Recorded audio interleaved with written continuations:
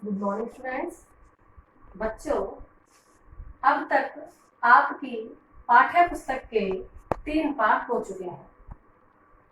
मुझे उम्मीद है कि आपने अपने तीनों पाठ उत्तर पुस्तिका में कर लिए होंगे। तो बच्चों, आज हम व्याकरण करेंगे। आपको अपनी व्याकरण की पुस्तक का नाम पता है? आपकी व्याकरण की पुस्तक का नाम है नई गुलमोहर हिंदी व्याकरण। तो बच्चों, आज हम व्याकरण का पहला पाठ करेंगे जिसका शीर्षक है भाषा और व्याकरण।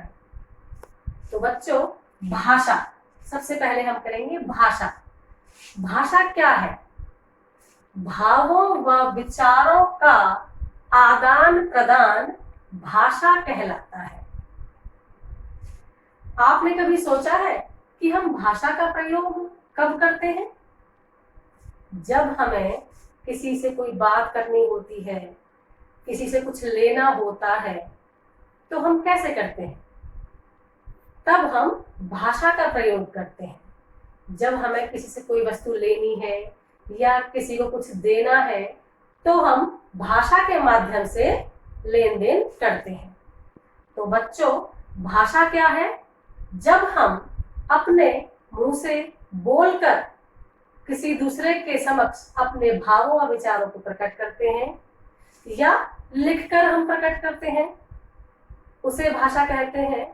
दूसरी तरफ, जब हम दूसरों के भावों और विचारों को पढ़कर या सुनकर ग्रहण करते हैं, तो भाषा कहलाती है। अगर हम आसान शब्दों में कहें तो भाषा क्या है? भावों व विचारों का आदान प्रदान भाषा कहलाता है।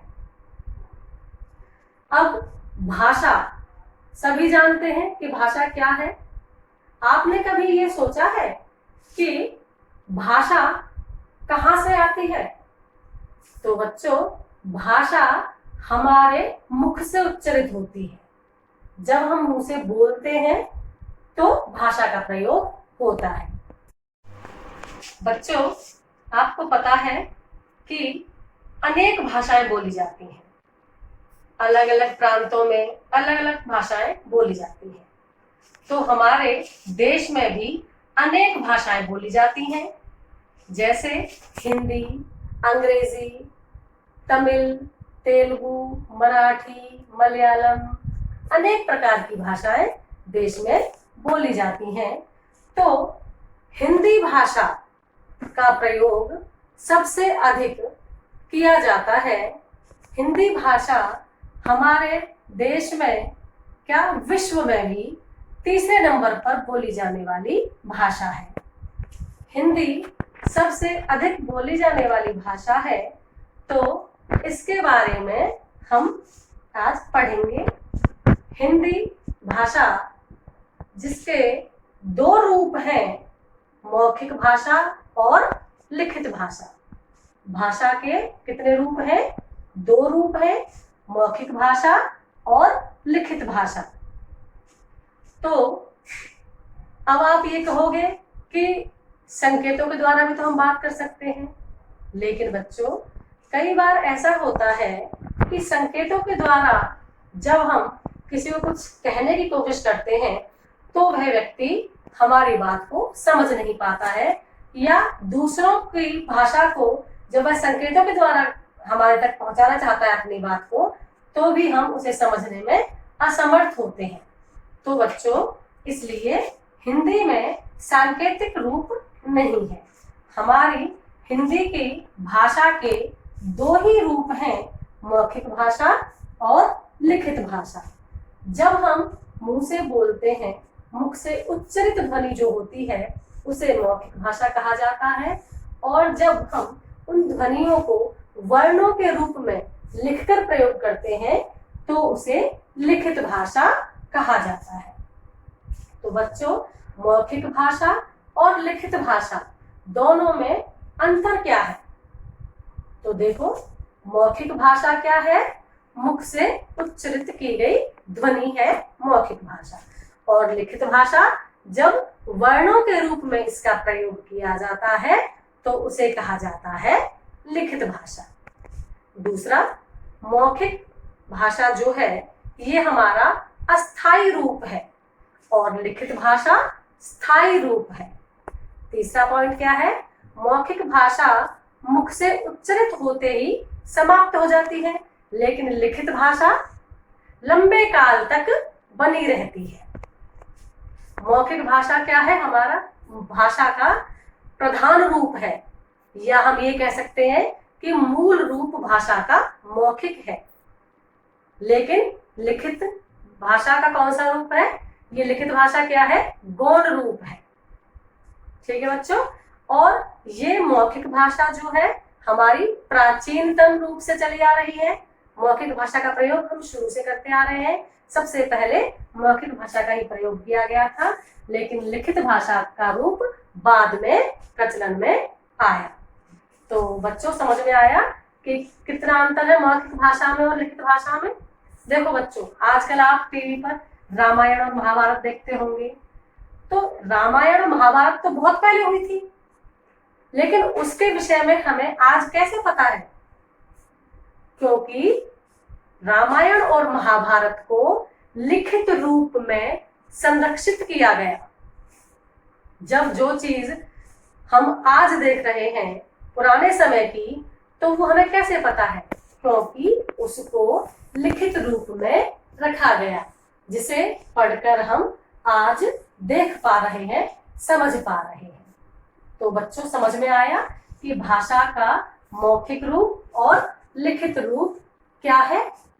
तो बच्चों, भाषा, हिंदी भाषा क्या है? हमारी वैज्ञानिक भाषा है। हिंदी भाषा को वैज्ञानिक भाषा क्यों कहते हैं? क्योंकि हिंदी में हम जैसे बोलते हैं वैसे ही लिखते भी हैं, इसलिए इसे वैज्ञानिक रूप भी कहा जाता है।